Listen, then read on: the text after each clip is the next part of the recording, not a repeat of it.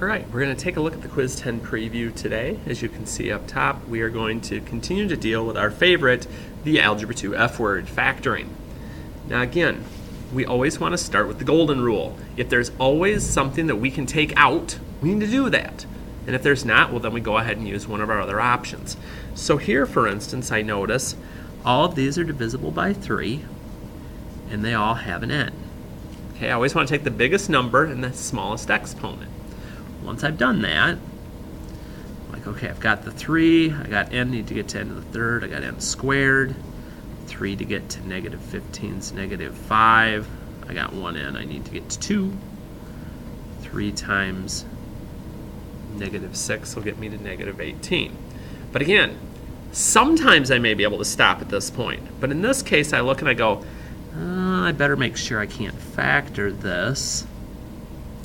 Multiply to 6 and add to negative 5. Let's see, I know it's one of each because it multiplies to a negative. Adds to a negative, so I know the negative number is going to be bigger. 3 and 2, no. 6 and 1, ooh, 6 and 1, okay. And then don't forget about my 3n that I factored out back at the beginning. And I'm set. Same deal going on number 2. What do they have in common? P squared. Again, smallest exponent. Don't just take a p. P to the second to get to p to the third, I need a p. I already got the p squared, I just need the 7. This isn't a quadratic, so there's nothing else to factor. Nothing else to do. So then I get to 3. Now, we have options here. Some of you are still good with just your plain old guess and check. Now, if that's your route here, you know, this has to be 5n and this has to be n because there's no other way to multiply to get 5. Now, 10, I could do 5 and 2. I could have 10 and 1. I see a minus there, so I know it's going to be one of each. The bigger number we're going to have be positive. So I think about this, and I'm like, okay, if I do 5 and 2, that'd be 25 and 2. That doesn't get 49. 10 and 1. 5 times 10 is 50, and 1. Yes, that works. 10 and 1. The bigger value has to be positive, and I'm good. Now again, if this is a weakness of yours, we have our alternate plan ready. We'll take a look at that over here.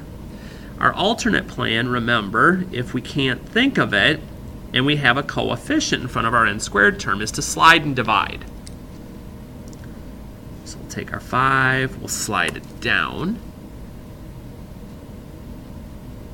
5 times negative 10 is negative 50. And I'm like, okay, what can I multiply to get 50? 1 and 50, 2 and 25, 5 and 10. But I need the pair. Since I'm multiplying to a negative, I know it's one of each. Multiply to 50 and add up to 49. You're like, oh, 50 and 1. 50 minus 1 is 49. Okay, but remember, this is called slide and divide. So when I'm doing this, so I've got to divide my 5 through. Now that we have our little strip of light out of the way. If it divides in nicely, I go ahead and do that. And we're going to see something that Harty did strange in a minute, aren't we? Yeah, I know. Like, Harty, how did you mess this up over here? Well, I'll tell you. I got careless and didn't do my quick check with my multiplying to see that's positive 50 and negative 1. Instead, I just went through and was like, oh, it doesn't matter. Oh, but it does. So again, it pays to pay attention to detail, but I can get to the right answer either way. So again, lesson learned here for me and you, be very careful and double check your work when you're done with a factoring problem. So I get to 4, and before I panic about the m to the 4th, they all have m's. Take the smallest exponent. So I've got my 2 to get from m squared to m to the 4th. I have 2, I need 4. I need 2 more. M squared, 7m. 2 plus 1 is 3. And then minus 9, and I already have both of those. But again, I need to factor this. Well, at least I need to try to factor it. I may not be able to. So I get my m squared down. I get my parentheses ready to go here. I know it's 2m and m. My only choices here are 3 and 3 and 9 and 1. So I'm going to go ahead and work this out here. So 3 and 3, 9 and 1.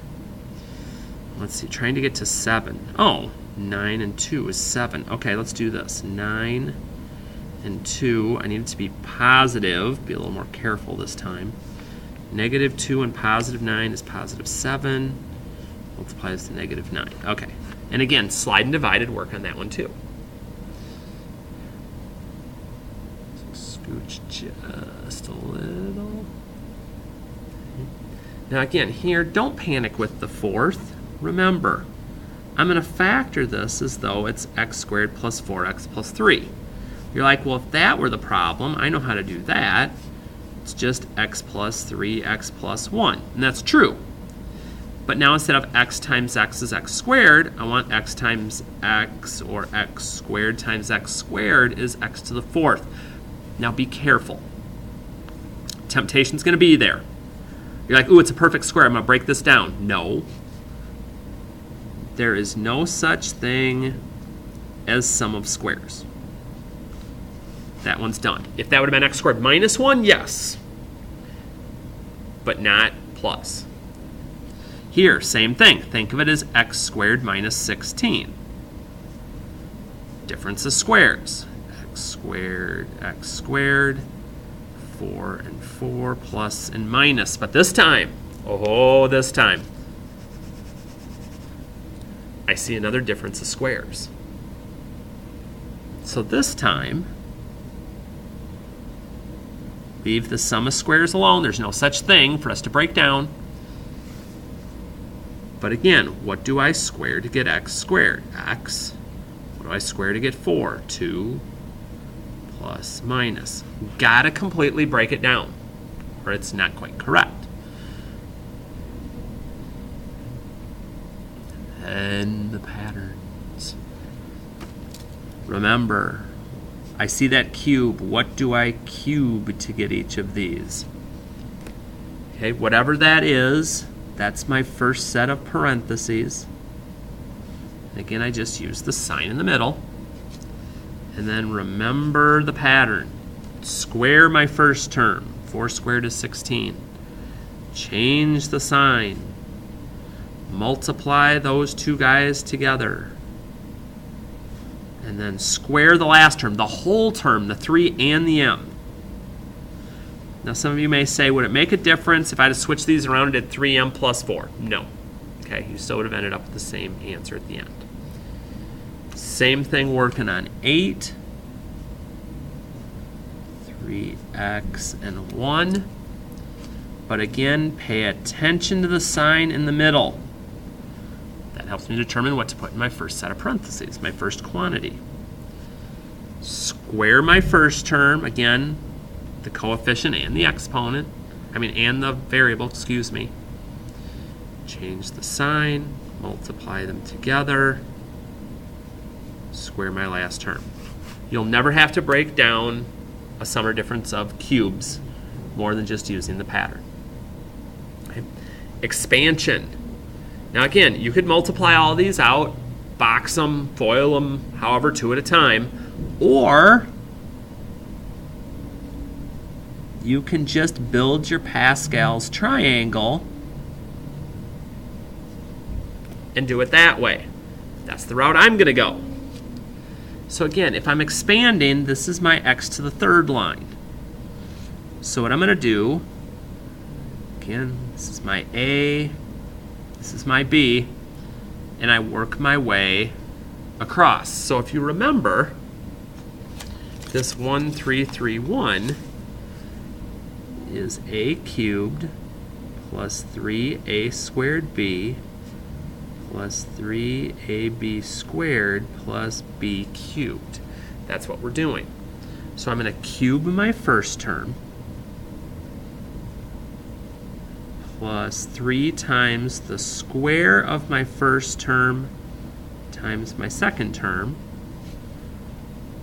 plus 3 times my first term times the square of my second term, move that down here a little, plus my last term cubed. And then I have to simplify those. So 64y cubed, this is, and I'm just squaring this part, so that would be 16y squared, so 16 times 3 is 48y squared, but that negative is still there. So I gotta make sure I take care of that. Here, negative 1 squared is 1, times 3 is 3, times 4 is 12, and then negative 1 cubed is negative 1. Now again, that's gonna go quicker than dealing with, boxing something out and then boxing it out again.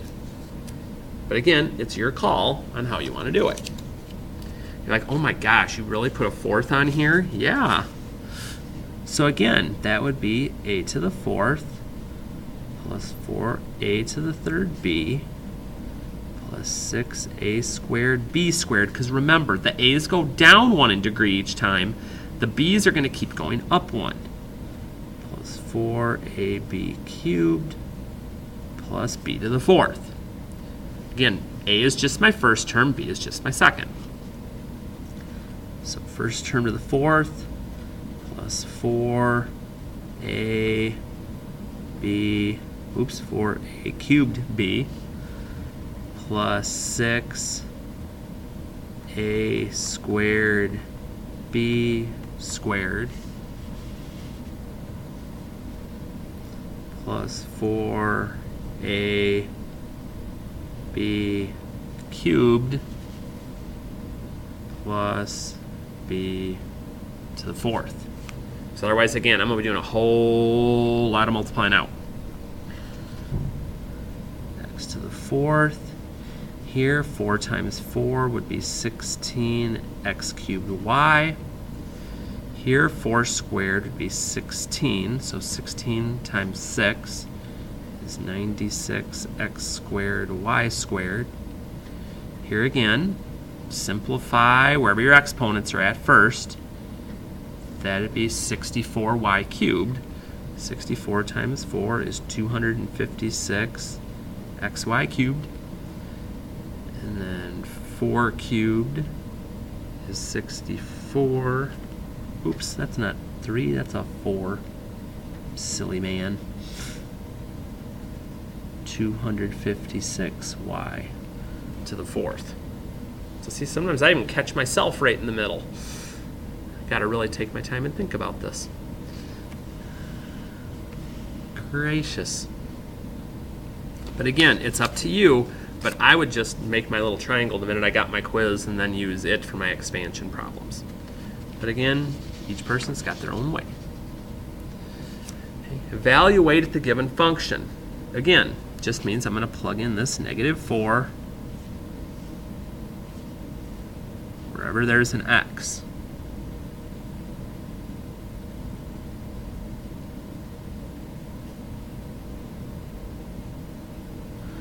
And then again, whether you use the calculator, you use your brain, whatever it happens to be, you can work your way and get to your answer at 12. Same thing on number 12. Speaking of 12s, plug the 3 in for each of my m's.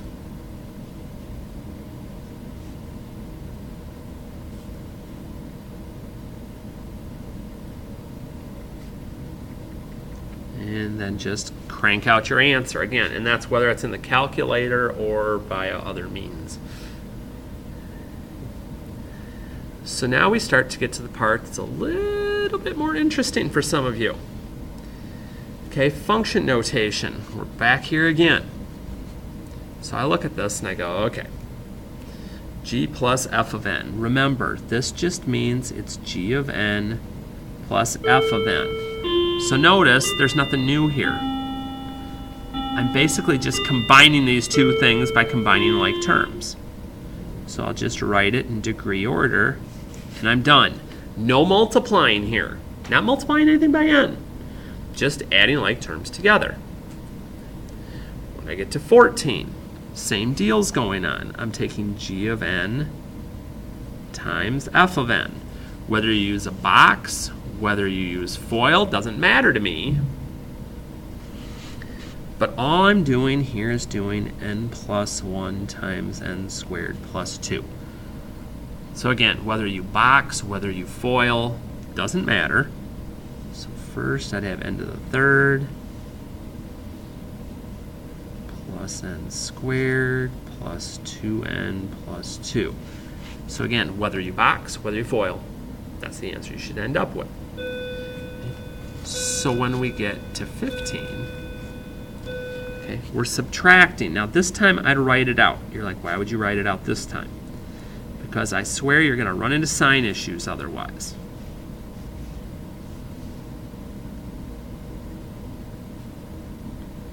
Distribute that negative all the way through. Then look to get things into their standard form. Going from your largest exponent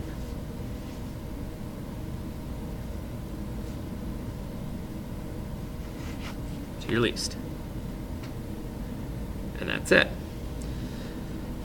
And then to finish off this side is one of our arch enemies, dealing with composition of functions. Now again, start from the inside, work your way out. G of negative 2. Stick negative 2 in 4x in the g function. Negative 6 plus 3 is negative 3. Then you take that value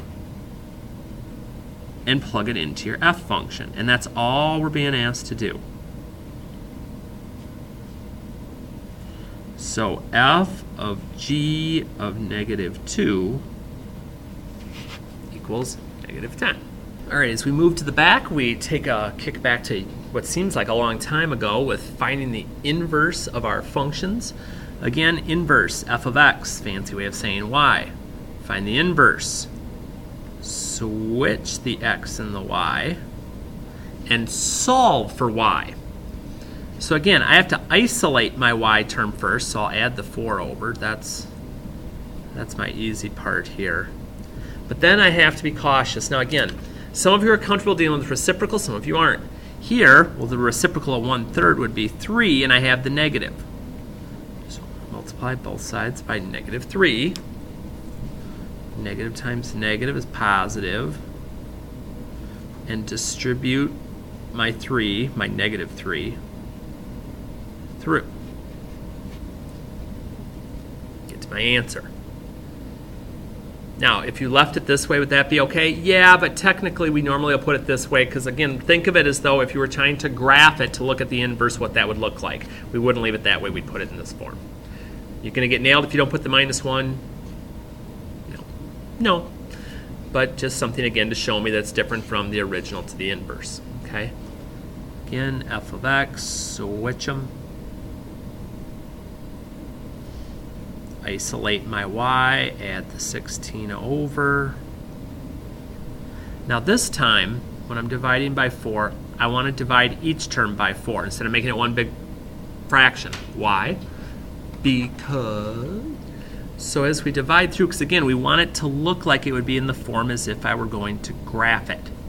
So here, reminder, it'll be 1/4. And then 16 divided by 4 is 4. Now again, are you going to get it wrong if you put x plus 16 over 4? No, but think ahead, think big picture, and if you have to review, you can do that. Don't you wish you were out of class already? So now, what we've been doing here for the past couple of days, state the maximum number of terms the graph of each function could make. Maximum number of turns. And -1, n being the degree of my polynomial. So for instance here, for number 19, my max number of turns would be 3 minus 1 or 2. Okay. Then sketch the graph, state the number of real zeros, approximate the 0 to the nearest tenth, approximate the relative minima and maxima to the nearest tenth. Whew. So we're doing everything except the increasing, decreasing here, basically. So what we'll do, pull out the old handy dandy calculator,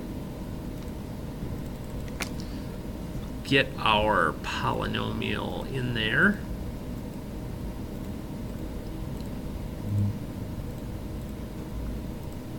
Okay, looks pretty normal to me. Now again, let's go for accuracy here. I'm actually going to go through, look for my zeros and for my maxes and mins first. I'm actually going to do my max and min first. So again, I got my min. Looks like it might actually be the min. Couple to the left. Again, we're setting boundaries. 2 to the right to get back, and a couple more. 2 enters the last time to get that guess out of the way. And again, E just stands for 0 when we round, so 0, -5 would be my min. Go back and get my max. Up to the top of the hill, 2 to the left, lock the boundary. 1, 2 to get to the top, 2 more to lock my other boundary with 2 enters. My max is 2.67, 4.48, 4.9, Harty, Harty, Harty, Harty, redirections. So I've got my min value, I've got my max, and now I want to go looking for my zeros. Now remember, sometimes we may get lucky if we go to the chart. If we see a y value of 0, that x is one of my zeros. So I've got one at -1, 0, but I don't see any others floating around here. So I got to go find the other ones. How many are there? I got -1, 0. So I got 2 more over here I got to do. So I'm back to second trace. I'm back to looking for zeros. Again, when I get close, clicks left, a couple to the back, a couple more clicks to the right with an extra enter. I've got 1.40 and one more time.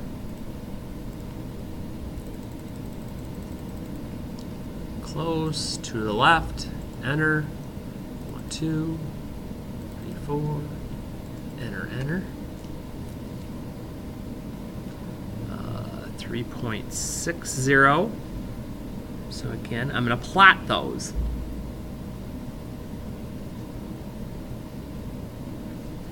Okay, so I've got my mins, my maxes, my zeros.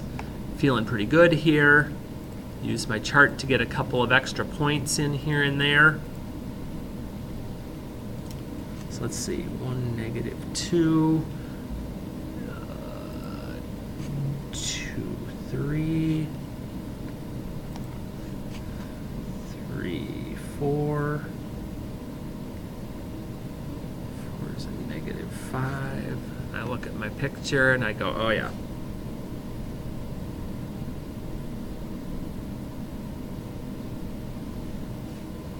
Very nice, okay? So I've got all my values and my max turns. And I'm going to do that same thing when it comes to number 20. I'm going to get over here and I'm going to go, okay, or switch here. Get my expression typed in.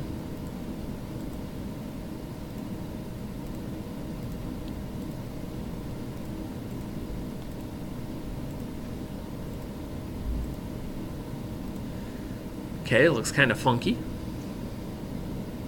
Again, I'm going to go looking for my maxes and mins first. So minimums, I see there's 2 of them. Here's one of them. So again, get to my minimum, 2 to the left, enter, 1, 2, 3, 4 to the right, enter, enter. Move this over a little so we can fit these in. So I'm at -1.1, 2 since we're going to the nearest tenth. But I see another min down here. So we repeat the process.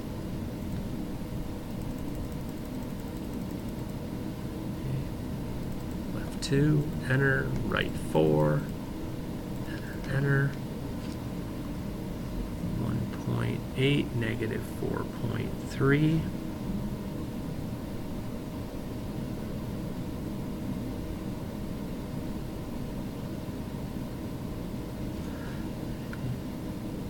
I see a max up here, so we're going to get that out of the way. Top. I think that is the max, but let's look. 2, 3, 4.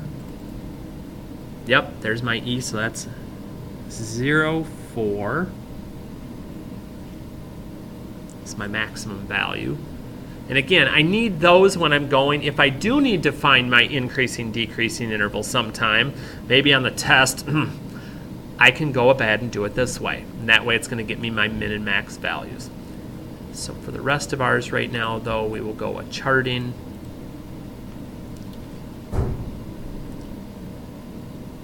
Go a little off the table here, but that's okay. About 1. 1's at 0. 2 is at negative 4. 3 is way off the charts this way. Take back a look at my picture.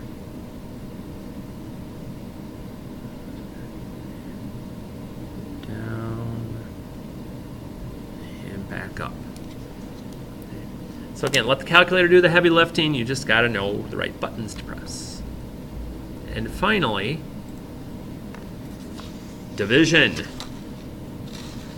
Use synthetic on number 21. Okay, synthetic, remember, switch the sign if you're given the binomial term. If you're given the root, if it said x equals, I just use that number. And I'm just going to use coefficients. Make sure there's no gaps. 3, 2, 1, 0.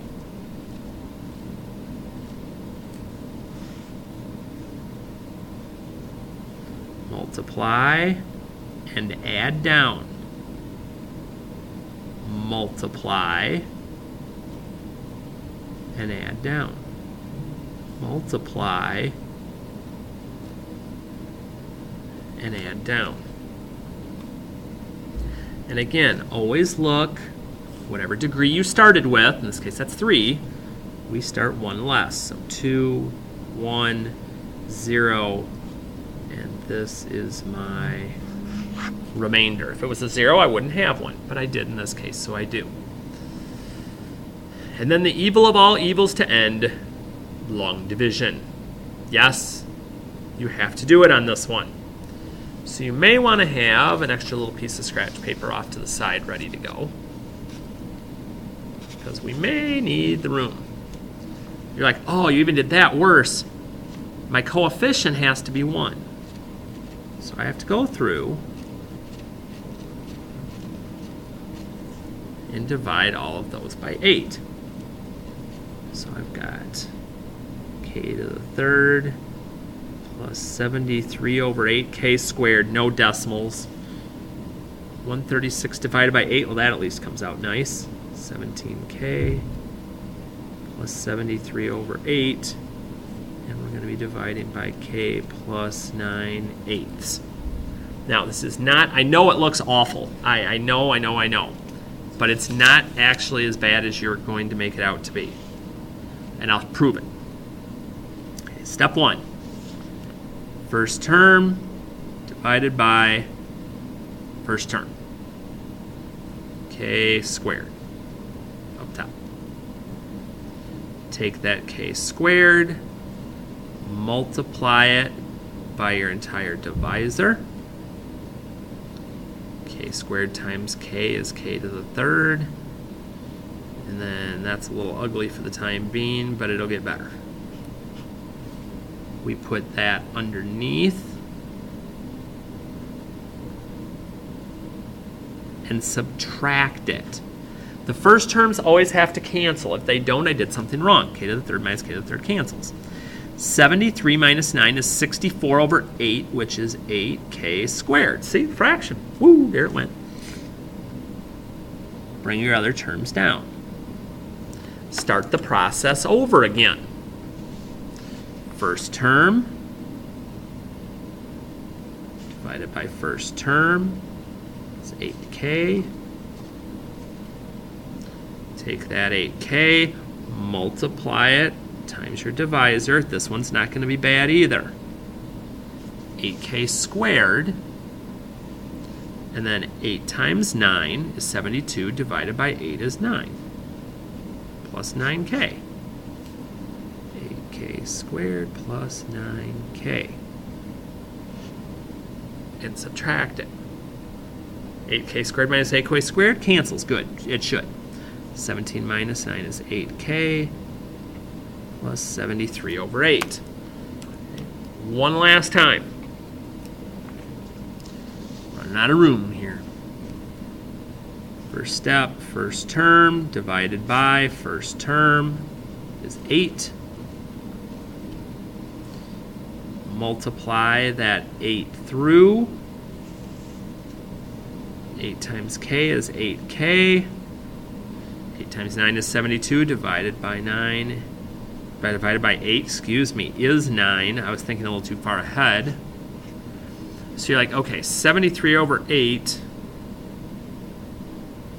minus 9. Again, I can either find a common denominator, which would be 8. 1 times 8 gets me to 8, so 9 times 8 is 72. It's 1/8. This is kind of going to be a funky looking remainder, because my remainder then is 1/8 over my original divisor. That's funky. This covers what we're having on our quiz on Friday. Again, if you're having issues with different sections, let's go back, look at those sections, figure some things out. Otherwise, you've got this, and if you're really feeling good, then get working on that unit exam review, because it's a doozy.